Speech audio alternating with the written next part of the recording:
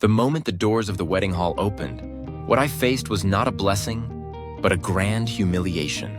Kai, the only son of House Irium, a ducal family praised as the most noble in the empire. Each time my wedding shoes touched the marble floor, a steady scraping sound echoed beneath me, only to be swallowed at once by the vulgar whispers of the guests. My goodness, I heard the groom ran away. With a commoner man, no less. They say he took another man's hand and fled right in front of the Duke. How pitiful. What's the use of being the Empire's finest Omega if you end up abandoned on your wedding day? The 3 hours I spent in the bridal waiting room had been eating away at the last scraps of my pride. But I only realized it when I saw the empty officiant's place at the end of the Virgin Road. Huyun, my former betrothed, had not left behind even a single line of explanation. At the very moment I had climbed the highest, he had chosen to turn me into a laughingstock before the entire world and shove me straight to the ground. With trembling hands, I lifted the veil from my head. The moment my vision cleared, the eyes fixed on me, some pitying, some mocking, became thousands of needles piercing through my body. And then it happened. My gaze met that of Dohan, the captain of the Imperial Guard, who stood beside the platform like a shadow. As always, he was looking at me with eyes as cold and hard as steel. He had always regarded me with the kind of contempt one reserved for vermin. And so, in this moment, that indifferent stare felt like the final sentence before my execution. Of course. You're mocking me too, aren't you? I fled the hall. The jeering laughter that burst out behind me struck my ears like a lingering hallucination. That night, after seeing my family's honor dragged through the mud, I threw myself into the freezing pond. As the water closed over me and my breath began to fail, the last thing I saw was the distorted moonlight wavering on the surface. Your Grace, have you come to? Your Grace. I opened my eyes at the sharp cry. The air that rushed deep into my lungs was so hot that a scream nearly tore from my throat. I had clearly been sinking into freezing water, and yet the sensation beneath my fingertips was not wet moss, but soft silk sheets. Yuan?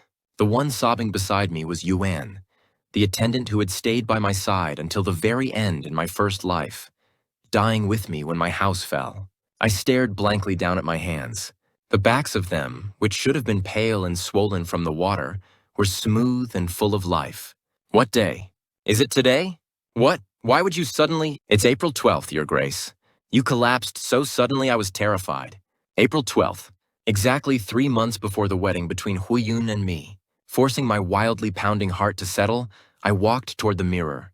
Reflected, there was Kai, the young duke from before his ruin, beautiful in a way that seemed almost cold enough to wound. Outside the window, white magnolias had just begun to bloom in splendid profusion. Did I return? My voice trembled as the words left my lips, but my mind was cooling with astonishing speed. Why would the heavens grant me such an absurd miracle? Surely it was not so I could once again kneel at Huyun's feet and offer up my family's fortune to him. Looking straight at the reflection of myself in the mirror, I murmured in a low voice, "This time, I'll be the one to cast you aside first. Into the most miserable pit, one so deep you'll never be able to crawl your way back out." My first task after returning was to reduce my contact with Huyun and protect my family's claim to its assets. I hurried to the study, but the moment I turned the corner of the corridor, it felt as though I had collided with a massive wall and my body was thrown backward. Ah! Just as I was about to lose my balance and fall, a solid, burning arm lashed around my waist and caught me roughly. The scent that struck the tip of my nose was cold metal and deep agar wood. There was no way I could forget this scent. Captain Dohan? The man holding me was Dohan, captain of the Imperial Guard. In my first life, he had despised me with all his being. He had looked down on me, a man called the flower of high society, someone who chased only glitter and extravagance as the very image of a useless noble. And yet now, the hand with which he held me trembled ever so slightly. Your Grace. His voice was far lower than usual, dampened with something unfamiliar. Without showing the slightest intention of letting me go, he searched every corner of my face as if he had found a treasure long thought lost. And what lay in his eyes was not disgust, but something far deeper, a desperate, unbearable longing. You're alive. That short murmur made my heart drop violently. Alive? What did he mean by that? I had not died yet. Dohan tightened his grip around my waist and lowered his lips to my ear, close enough for the heat of his breath to send a chill racing down my spine. Do not ever disappear from my sight again. This time, I'll disobey any order if I must and lock you away myself. Madness shone in the eyes of the once indifferent captain of the guard. Into my carefully laid revenge, there had entered the most dangerous variable of all, one I had never planned for. Just as my breathing started to grow ragged beneath the crushing weight of Dohan's presence, he slowly let me go. But his gaze still lingered near the nape of my neck, obsessive and unrelenting, like a patient terrified that I might vanish again like smoke. Captain, you overstep yourself. An imperial knight should not lay hands on a duke so carelessly. I answered as coldly as I could while straightening my disheveled collar. The me from my previous life would have trembled under his oppressive aura, but I had already experienced death. To someone who had crossed that threshold once, the force of the living was no longer something to fear. My apologies. I was mistaken for a moment. Dohan murmured the words in a low voice and stepped back. But his eyes were still bloodshot red. Mistaken? What exactly had he mistaken me for? He had looked at me as if I had already died. I brushed past him and made my way deeper into the estate, toward the forbidden area known as the perfumery. For generations, my family had possessed a secret art, the making of perfumes that could govern emotion and manipulate memory. But in my first life, I had been so consumed by extravagance and pleasure that I had thrown that noble gift into the trash. The moment I opened the door to the perfumery, the faded scent of herbs and rows of dust-covered flasks welcomed me. So this is where I finally belong. I rolled up my sleeves and first took out the ingredients for the scent of oblivion. Huyun. If I wanted to reclaim every financial right that man had stolen from me, then I needed poison, something that would slowly gnaw away at his mind, little by little. A fragrance bloomed at my fingertips, sweet and lethal all at once. With this, I would shake the empire itself, and I would rule the very breath of those who had once laughed at me. Good news had a way of arriving quickly.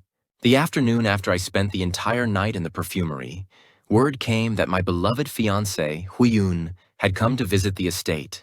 I deliberately left him standing in the drawing room for an hour. In the past, I would have run out barefoot the moment I heard he had arrived. Now, I had enough composure to finish a cup of tea first. When I opened the drawing room door and stepped inside, I found Huyun there, biting his lip in visible anxiety. Silver hair, soft, gentle-looking eyes. The same detestable face that was said to make the hearts of Omegas all across the empire flutter. The moment I saw it, my stomach twisted. Kai, why are you so late? Do you know how long I've been waiting? As if it were the most natural thing in the world, he reached out to place a hand on my shoulder. I turned lightly and avoided his touch. Huyun's eyes widened in surprise. My apologies for keeping you waiting, young Master Huyun. But what brings you here? We had no plans to meet privately before the social season began. Young Master? Why are you acting so stiff all of a sudden? Kai. Actually, it's about the business funds I mentioned last time. I was wondering if you could free up a little more for me. Business funds? A generous name for it. In truth, it had been money for the escape he was planning secret funds to use when he ran away, and cash to buy gifts for his lover. I knew that now. In my first life, I had been enough of a fool to hand over even the keys to my family's treasury. Money? That's difficult. I recently spent a considerable amount purchasing rare medicinal ingredients in bulk, so the family's liquid funds are nearly depleted. What? You spent everything on some worthless weeds? Kai, have you lost your mind? You know how important my business is. Huyun raised his voice, his true colors finally spilling out. I looked at him in silence for a moment, then pulled out the handkerchief I had prepared the day before, one infused with perfume, and lifted it to my nose. As the faint fragrance spread through the drawing room, Huyun's eyes clouded almost instantly. Huh? What was I about to say? Didn't you come here not for business funds, but to think of a way to prove your loyalty to me? At my quiet whisper, Huyun nodded with a blank, witless expression. Drunk on the perfume, he dropped to his knees before me without even realizing what kind of promise he was making. I was watching that revolting sight unfold when a cold voice came from behind me. I didn't realize the Duke's standards were quite this poor. I hadn't even heard him arrive. Dohan was leaning against the doorway. He looked down at the kneeling Huyun with open contempt before shifting his gaze back to me. Don't waste your fragrance on vermin like that. If it's revenge you want, Your Grace, then I could become a far more reliable hound for you. There was naked possessiveness burning in Dohan's eyes. He was far more dangerous than the fiancé who had run away, and the scent clinging to him was far more ruinous. Even after Huyun left the drawing room wearing that vacant, foolish expression, Dohan did not move. He stood by the doorway as though he were my shadow, staring at me without blinking. His gaze was so blatant it felt as if it might scorch my skin. Captain, is eavesdropping on another man's conversation with his fiancée a favorite pastime of the Imperial Guard? I set my teacup down, forcing myself to remain calm. Clink. The sharp sound cut through the silence. Dohan approached slowly, then pulled out not the chair across from me, but the one directly beside mine and sat down.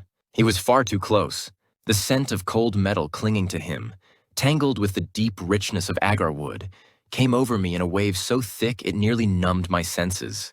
It seemed a waste, he said, to let a fragrance like yours be squandered on someone like that.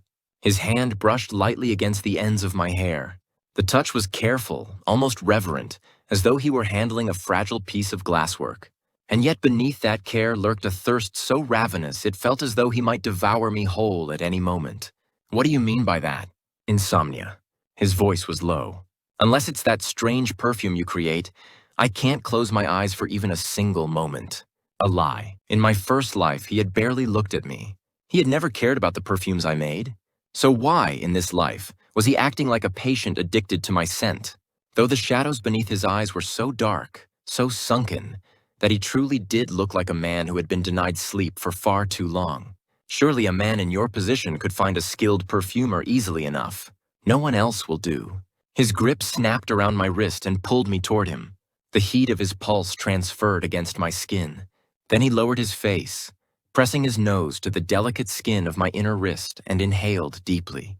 This scent alone is the only thing keeping me from losing my mind. His quiet voice scraped against my ear. A shiver broke across my skin. This was not simply insomnia. He was begging me to save him, and at the same time threatening that he would never let me go. I did not push him away. No, perhaps it would be more accurate to say that I could not. If I wanted my revenge, I needed him. The Empire's finest blade. The man most trusted by the Emperor himself. I let out a shaky breath and met his eyes without flinching. Very well. I'll become your personal perfumer.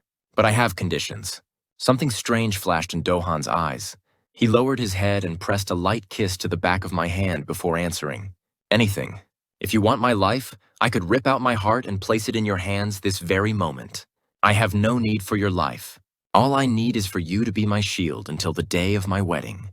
Make sure Huyun cannot take even a single gold coin from my house, and until the moment he and his lover fall to the most miserable depths in the Empire, you will remain by my side pretending to be my lover. At my proposal, a strange smile curved at the corner of Dohan's mouth. His fingers moved over mine slowly, lingering over each one as though he were tasting them. Then he gave a low laugh. Pretending to be your lover. His eyes changed in an instant. They became the eyes of a predator. Very well.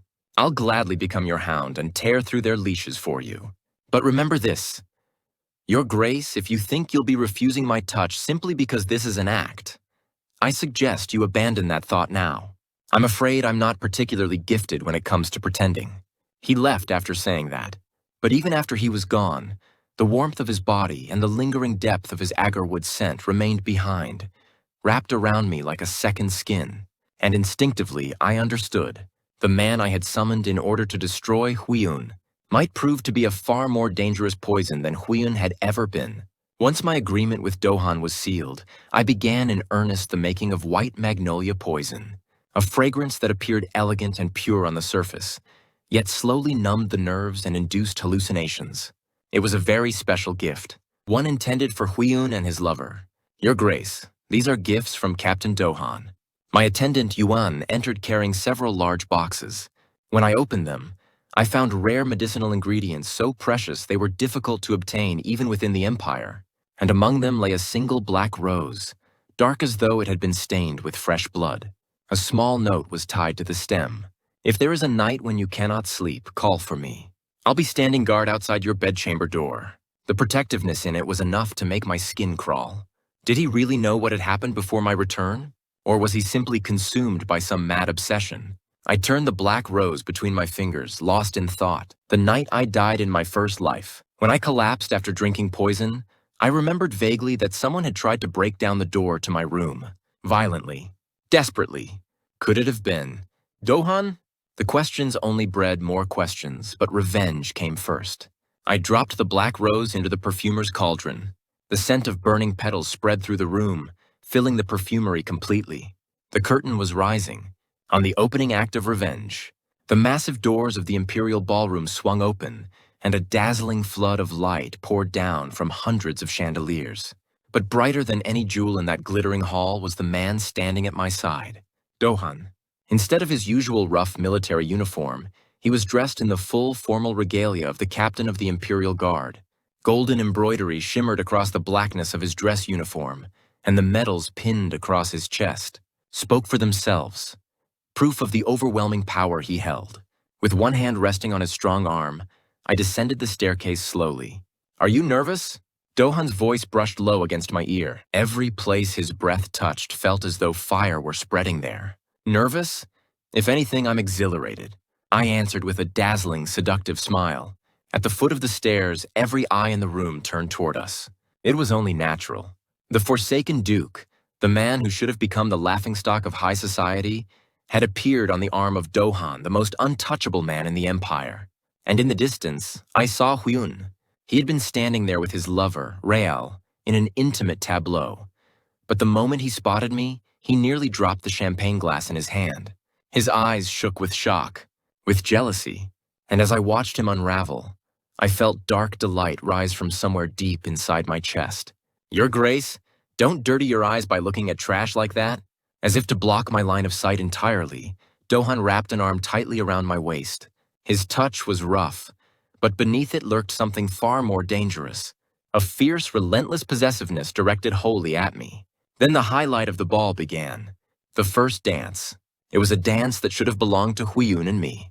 But now, the one holding my waist, the one guiding me across the floor, was Dohan. I had thought him nothing more than a blunt, battle-hardened soldier. And yet he led me with startling elegance. As the music swelled, his hand trailed lower along the line of my back until it settled near my hips. "You're keeping your promise to pretend to be my lover remarkably well." I spoke between shallow breaths, and in answer, he suddenly pulled me flush against him. Our chests collided. The violent heat of his heartbeat seemed to pour straight into my body. "It isn't an act," he said. "I endured thousands of nights in hell for this moment." His eyes flashed with something strange. The way he spoke, it was as though he had lived through some vast stretch of time alone, a distance I could neither see nor understand. Then he buried his face against the nape of my neck and inhaled deeply. "Your Grace, you carry the scent I craved most, the scent of blood and tears and of an obsession that even death could not tear apart." At that exact moment, the music stopped. But Dohan did not let me go. Before the eyes of countless nobles, he lowered his mouth to the most sensitive place at the back of my neck and pressed his lips there, deep and deliberate. A mark. That was no simple kiss. It was the territorial branding of a predator, a declaration to every man in the empire that I belonged to him. From across the ballroom, I saw Huyun storming toward us, his face flushed red. His whole body trembled with fury and humiliation as he shouted, "Kai, what kind of shameless behavior is this? We haven't even signed the annulment papers yet." Still resting lazily in Dohan's arms, I turned to Huyun and gave him the most elegant, coldest smile I could manage. "Ah, young Master Huyun, you were still here?" I was so distracted by the extraordinary man at my side that I failed to notice someone as insignificant as you. At my words, laughter erupted among the nobles of high society. Huyun's face twisted with humiliation. Only now was I beginning to return to him the very shame I had suffered in my first life. After the humiliation at the ball, Huyun began circling my estate like a madman. But at my side stood Dohan, the most unbreakable shield in the empire. He merged the forces of the Imperial Guard with the knights of my household, turning my estate into a fortress so tightly sealed that not even an ant could come or go without my permission. "Your Grace, that insect keeps putting your name in his mouth. Shall I tear out his tongue?" Dohan lounged deep in the sofa of my office, polishing a blade with careless ease as he spoke. There was nothing casual in his eyes. He meant it. "Not yet, Captain. I need to shatter him myself down to the very last piece he has left." I gave the vial of white magnolia poison on my desk a light swirl. Inside the clear liquid, Huyun's ruin shimmered. At that moment, Yuen rushed in and handed me a letter. It was from Huyun. The contents were almost laughable. His lover, Rael, had fallen gravely ill, and in a tone halfway between begging and threat, He demanded that I hand over my family's secret remedy, the healing scent. A crooked smile spread across my lips. At last, the fish had taken the bait. The healing scent. Of course, I'd be delighted to give it to him. I summoned Huiyun to the perfumery. When he arrived, his face was gaunt and drawn, his eyes flickering over me nervously. There was none of the arrogance left from my first life, the swagger of the man who had mocked me openly, then run away hand in hand with another man. Kai, please. Rael is dying. You can help him. We're still engaged, aren't we? Of course, young Master Huiyun. How could I possibly ignore someone with whom I share such a bond? I handed him the blue glass bottle I had prepared in advance. Inside was not a remedy, but a concentrated distillation of black rose. Poison, a fragrance that did not heal, but instead paralyzed reason and awakened only the ugliest instincts buried within a person. Burn this scent in Rael's bedchamber. Before long, he'll be freed from his suffering.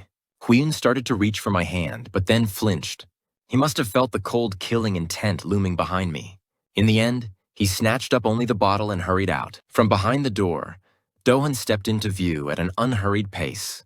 How cruel, Your Grace. If he burns that scent, the man won't be able to live with his sanity intact. My way, I said softly, is to gift them a hell far worse than death. Seeming pleased by my answer, Dohan lowered his face to rest against my shoulder and let out a quiet laugh. The vibration of it traveled through me all the way into my chest. Good, he murmured. While you destroy them, I'll erase the world behind you, the one foolish enough to try and destroy you. The incident broke only 3 days after Huiyun burned the scent. Lost in hallucination, Rael mistook Huiyun's face for that of a monster and raked his nails across it, shredding his skin. Terrified, Huiyun responded by stabbing Rael. The scandal that a noble young lord of such esteemed lineage had tried to kill his own lover and been nearly killed in return swept across the empire in an instant. The emperor was enraged. Huiyun's family was stripped of its title. I listened to the news while sitting quietly, enjoying the sound of rain against the window. Then suddenly, the door to the perfumery was thrown open with violent force. Dohan stood there, drenched in rain, breathing hard. In his hand was a sword stained with blood. Captain, what happened? Instead of answering, he strode straight toward me and slammed me back against the wall.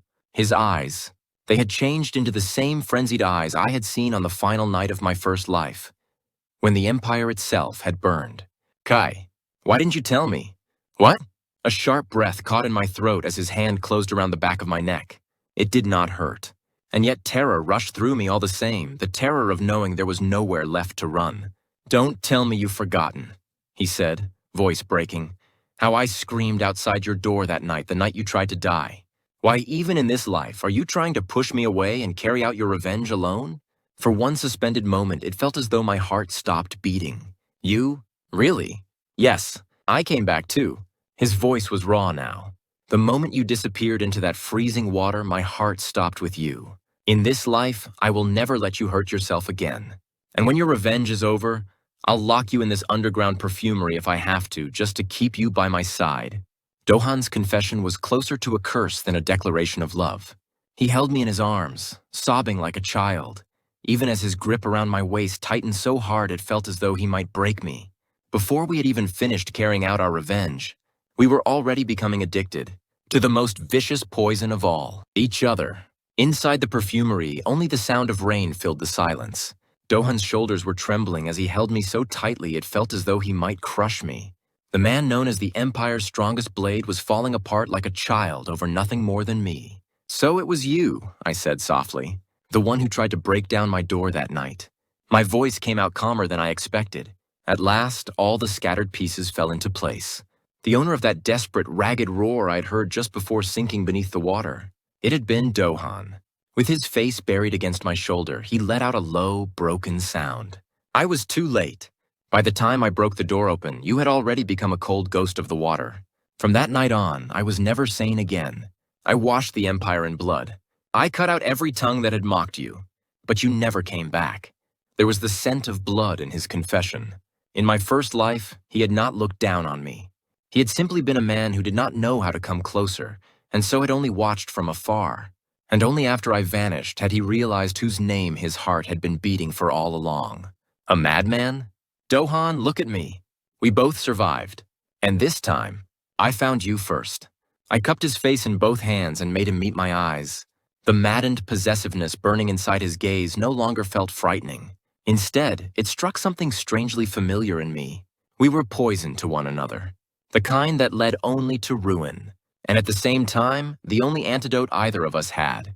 With the help of Dohan's network, we began tracing the origin of the black rose poison, the very poison that had driven me to suicide in my first life.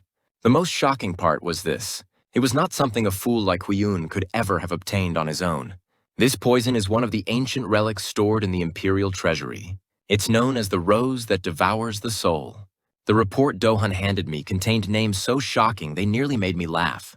The one behind the poison given to Huyun was none other than the Emperor's close confidant, Marquis Belmont, the same man whose family had stood in bitter opposition to mine for generations. They wanted the secret art of your family's perfumery. Their plan was to drive you mad, ruin your house, and then steal the formula book once everything had collapsed. A bitter laugh slipped from me. So that was all it had taken. A few sheets of paper.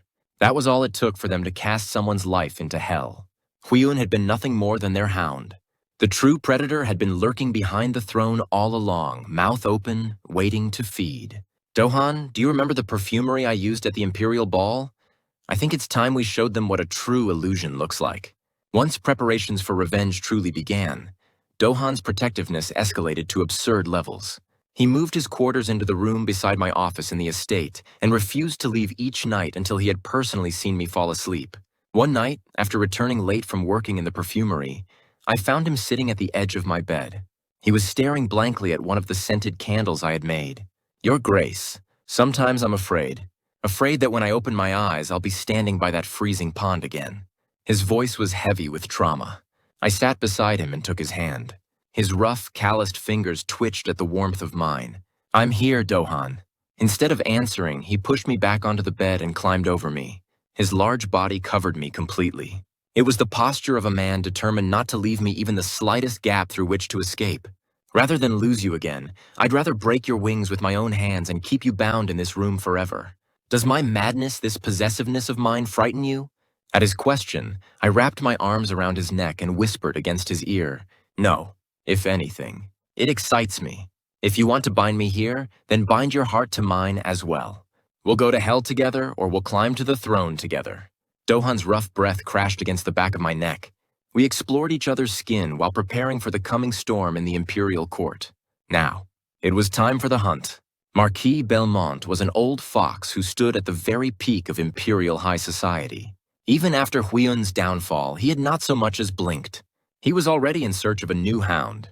And so I decided to attend the masquerade banquet he was hosting. The moment Dohan heard, he smashed the table in my office to pieces. That place is a breeding ground for criminals, Kai. I will not stand by and watch even a single strand of your hair fall into their hands. That's exactly why you'll be there guarding my back, Captain. I whispered the words as I fastened the buttons of his formal uniform one by one. The muscles in his chest hardened beneath my fingertips. He grabbed my waist and pulled me flush against him. The thought of someone desiring you behind a mask is enough to drive me mad.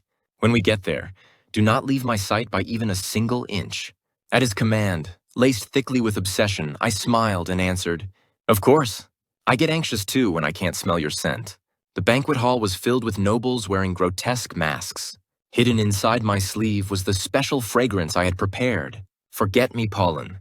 This scent did not trigger an immediate reaction when scattered into the air. But once it mixed with the alcohol and wine, it induced powerful hallucinations. I approached Marquis Belmont and bowed my head with elegant grace.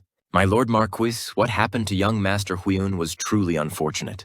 But I would hate for the ties between our houses to be severed over it. The Marquis swept a greedy gaze over me. Indeed, House Irium truly has produced brilliance for generations. Speaking with the young Duke is far more enjoyable than wasting words on a fool like Huyun. He raised his wineglass to propose a toast. In that fleeting instant, I flicked my sleeve, letting the invisible dust fall into his glass. The moment he drank, Dohan wrapped an arm around my shoulders and looked at the Marquis as though he meant to kill him where he stood. It seems introductions are over. May I have my lover back now, Marquis? Faced with Dohan's crushing presence, the Marquis swallowed dryly and stepped back. Completely unaware of what he had just consumed, he wore the smile of a man convinced of his own victory. An hour later, the banquet hall became hell. Forget-me pollen had begun to take hold of the Marquis's mind. Shouting at empty air, he began blurting out the location of his secret vault, spilling one corruption after another as though making a confession before the gods. No, the formula book is mine.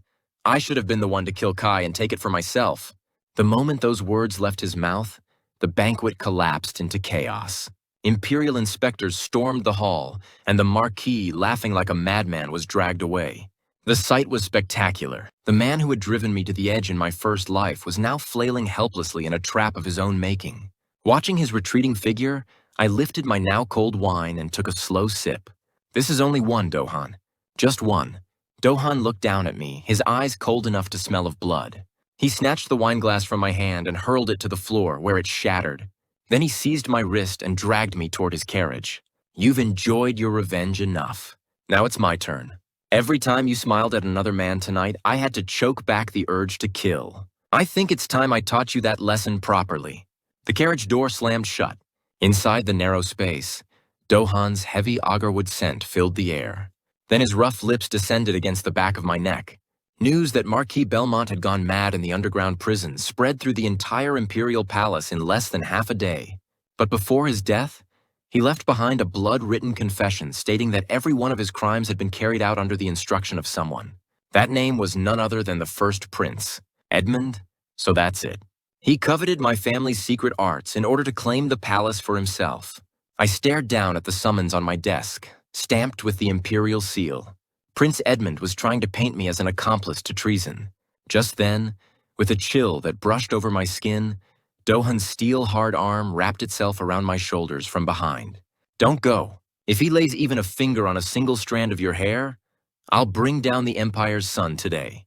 Dohan's voice was low, but the killing intent in it felt almost tangible, tightening around my throat. One look at his eyes was enough to understand why, in my first life, he had drenched the Empire in blood. Dohan, I told you before, we're going to the throne together. A hound does not hide behind his master. When his master drives the prey into place, that's when he snaps his leash and lunges. I lifted his chin and kissed him softly. His rough breath poured into my mouth. He pulled me against him so tightly it felt as though he might break my waist, and a low growl vibrated from his chest. Very well. If that's what you want, then I'll make the Imperial Palace your garden rather than your grave. Before answering the Imperial summons, I began preparing my final blend. What I created this time was a scentless poison. Judgment smoke. To those burdened by guilt, it inspired overwhelming terror. To those who were pure, it granted a peaceful sleep. A magical perfume. The moment I stepped into the Imperial audience chamber, I saw Prince Edmund standing beside the throne, his face twisted in arrogant self-assurance. Duke Iram, the evidence is clear. You conspired with Marquis Belmont to steal Imperial secrets. Kneel and confess your crimes. At the prince's thunderous accusation, the surrounding knights drew their blades. But in that instant, Dohan, standing guard at my side, stepped forward. The mere sight of his hand settling on the hilt of his sword froze the air in the chamber to something below winter. Your Highness, my master's knees are not yours to command. Only I may make him kneel. Do not dare profane my lover with that filthy mouth of yours. At Dohan's words so close to outright treason, the prince's face twisted with fury.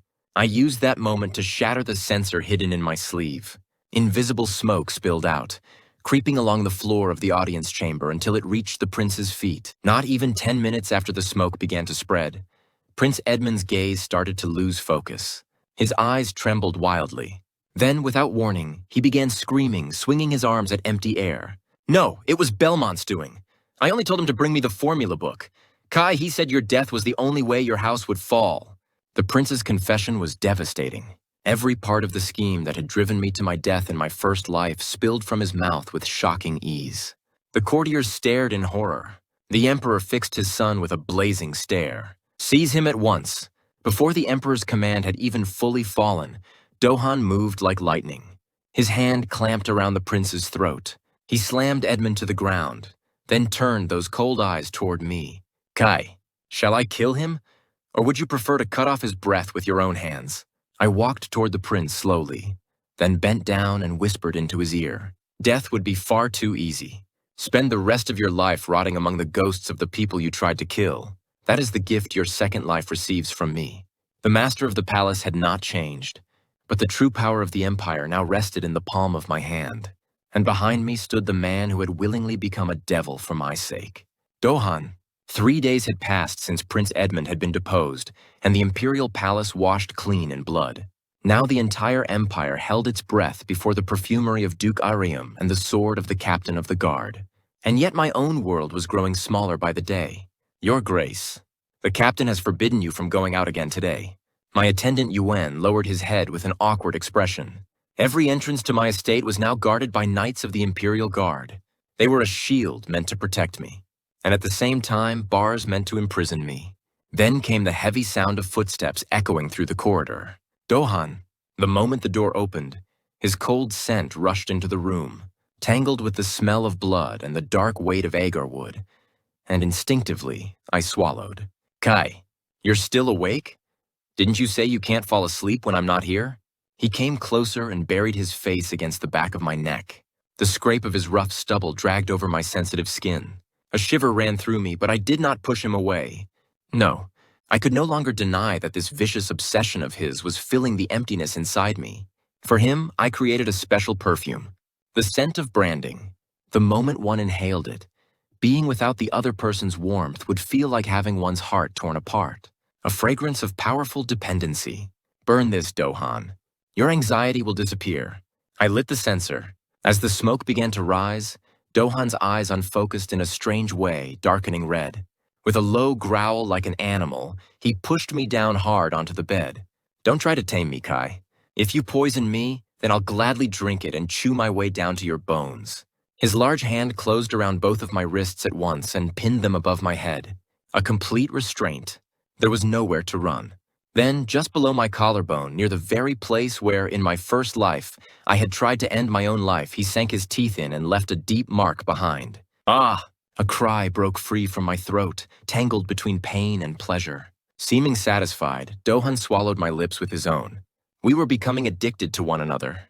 He to my body, and I to his madness. The deeper the night grew, the more precise Dohan's obsession became. He had even begun to grow jealous of the time I spent inside the perfumery. Touch me with the same hands you use on those perfume bottles. Surely my skin is warmer than cold glass. With one sweep, he knocked every glass bottle in the perfumery to the floor. The crash was violent. As shards scattered everywhere, fragrances of every kind spilled together and mixed into something dizzying, hallucinatory. Then Dohan dropped to his knees among the broken glass and pressed his lips to the top of my foot. Don't abandon me. If you throw yourself back into that pond again, I'll drown the entire empire and rot at the bottom of it beside your corpse. There was real terror in his eyes, and pleading. It was the trauma of our first life that had broken him this thoroughly. I brushed his damp hair back from his forehead and whispered, I'm not going anywhere, Dohan. This prison you built is sweeter than I expected. We were destroying each other, and saving each other, all at once. Now, the enemies outside were gone. Only this vicious war remained. This relentless struggle to possess one another completely. The news that Huyun, stripped of his title and dragged off to the underground labor pits, had escaped reached us at dawn, just as I was finally beginning to drift to sleep in Dohan's arms. The moment he heard, Dohan rose from the bed and reached for his sword. In his eyes burned that same beast-like killing intent, the one that had once set the empire ablaze in our first life. I should have crushed his heart with my own hands. How dare he escape from my garden? Dohan's voice vibrated low in his chest. He bent down, pressed a rough kiss to my forehead and left the room, but I already knew. A fool like Huyun could never have broken out of the imperial underground prison on his own. The surviving remnants of Marquis Belmont's faction, the prince's loyalists, they had not been uprooted completely, and now they were reaching for the one thing that had always been Dohan's only weakness, me. They meant to strike at me and bring down this unbreakable fortress from within. A few days later, I found an unfamiliar candle resting on the desk in my perfumery. At first, I assumed it was a gift from Dohan, but the instant I lit it, I knew this was not one of mine. The sharp smoke brushed past my nose, and at once my vision began to warp.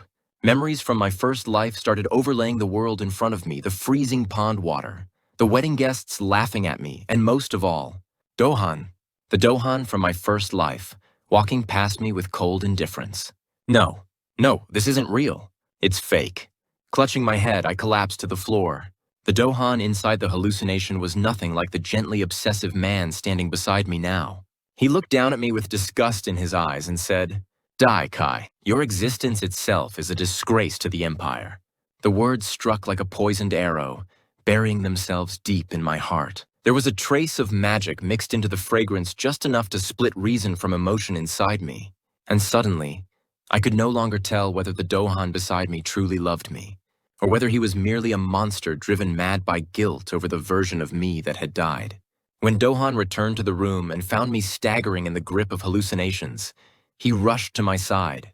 He tried to catch me, but instinctively I slapped his hand away. "Don't come near me. In the end, you wanted me dead too, didn't you?" Dohan's eyes shook with shock. He grabbed my shoulders hard and shouted, "Kai, get a hold of yourself. What are you talking about? I came back from hell for you. It's a lie. You just want to wash away your guilt. Do you know what it felt like, the shame I felt when I died? You never even looked at me back then."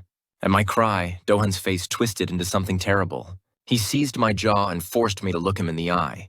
Grief and madness swirled together in his gaze.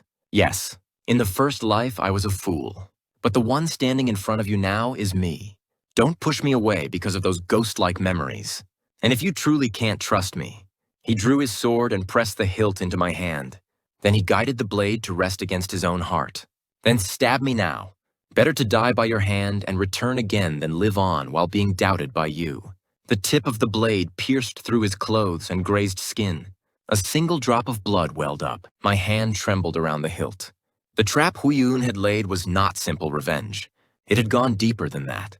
It had found the weakest link between us both: distrust. A single drop of red blood welled from Dohan's chest and fell onto the back of my hand. The heat of it snapped me back to myself. Beyond the acrid scent of mirror of recollection stinging my nose, I saw Dohan's eyes fixed on me, eyes filled with desperate despair. With trembling hands, I threw the sword to the floor. Clang. The sharp metallic sound shattered the silence of the perfumery. "No, Dohan. This isn't my memory. It's only an illusion they fabricated." I threw myself into his arms and grabbed hold of his blood-stained chest. Dohan held me as if collapsing with relief, burying his face in my shoulder and letting out a raw, beast-like cry. "Kai, please, doubt me if you must, but don't die at my side. You can kill me if you want, just please, don't disappear into that freezing water again." His ragged breath dampened the back of my neck. Holding on to each other's warmth, we rose again. Huyun, and the last surviving remnants of House Belmont pulling his strings from behind the curtain. They had touched the one thing they never should have touched. I opened the final page of my family's forbidden grimoire. Mist of Truth, a perfume used for executions, one that forced all pretense and every buried secret out of whoever inhaled it, while slowly paralyzing the body. "Dohan, move the troops. It's time to drive all the rats hiding beneath the Imperial Palace into one place." We made our way to the old Imperial Shrine where Huyun had taken refuge. There, the escaped Huyun, the illegitimate child of Marquis Belmont, and a circle of corrupted priests had gathered to stage their final rebellion. The massive doors of the shrine opened. Dohan was the first to charge in, sword already drawn. With strength beyond human limits, he carved a path through the enemy ranks, cutting down throats as he advanced, and I followed behind him, releasing the censer hidden in my sleeve. "Kai, how did you get here?" Huyun, standing atop the raised platform, staggered backward in horror. The side effects of the hallucinations had rotted his face into something monstrous. "Huyun, wasn't it you who said I would become the Empire's laughingstock? And yet look now, who is it crawling around in the ugliest shape of all?" As the mist filled the shrine, our enemies began collapsing one after another, coughing up blood. They screamed out their own sins like confessions ripped from their throats, clawing at their necks as though trying to strangle themselves with the weight of what they had done. Dohan seized Huyun by the back of the neck and threw him down at my feet. Huyun clutched at the hem of my trousers, begging for his life. "Kai, please? I was wrong. I must have gone mad. Please, let's go back to how we were before." "Before?" A bitter smile curved across my lips as I ground my foot down on his hand. There was a sickening crack of bone, but my heart did not stir in the slightest.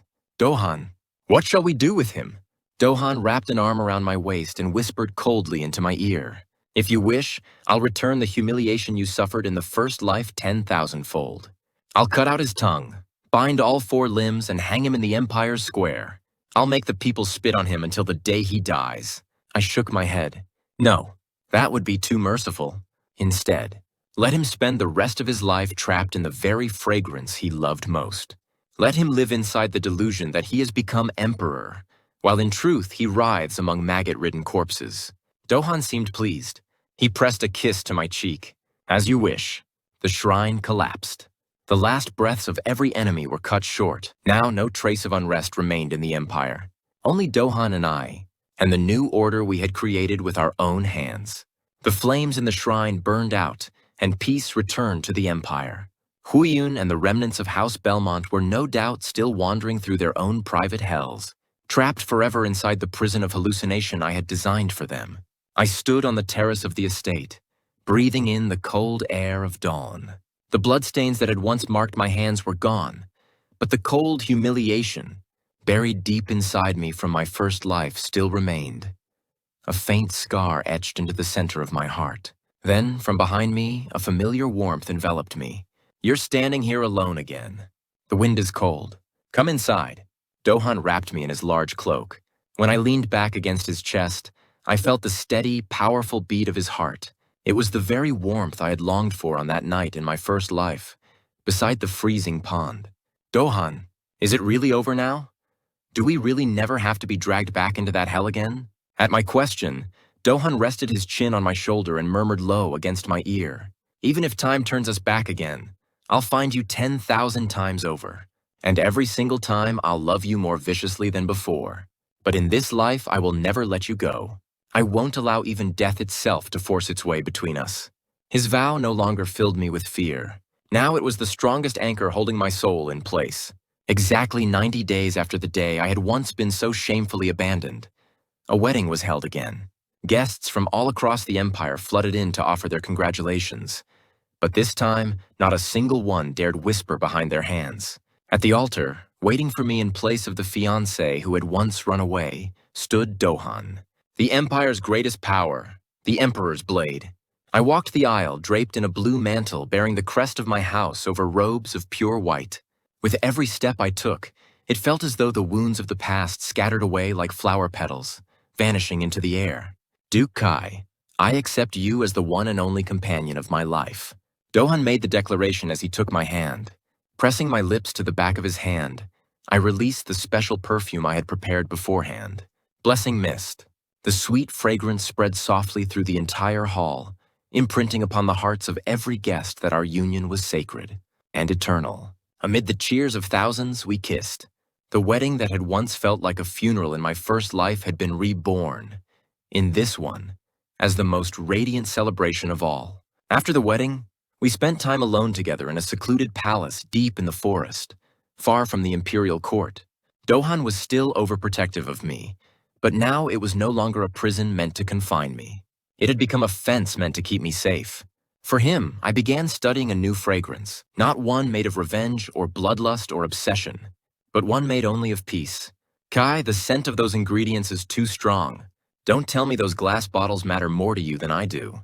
Grumbling from the bed where he had been reading, Dohan came over, hooked an arm around my waist, and lifted me into his arms. Then he carried me toward the bedroom. This one is supposed to cure your insomnia completely. Just a little longer.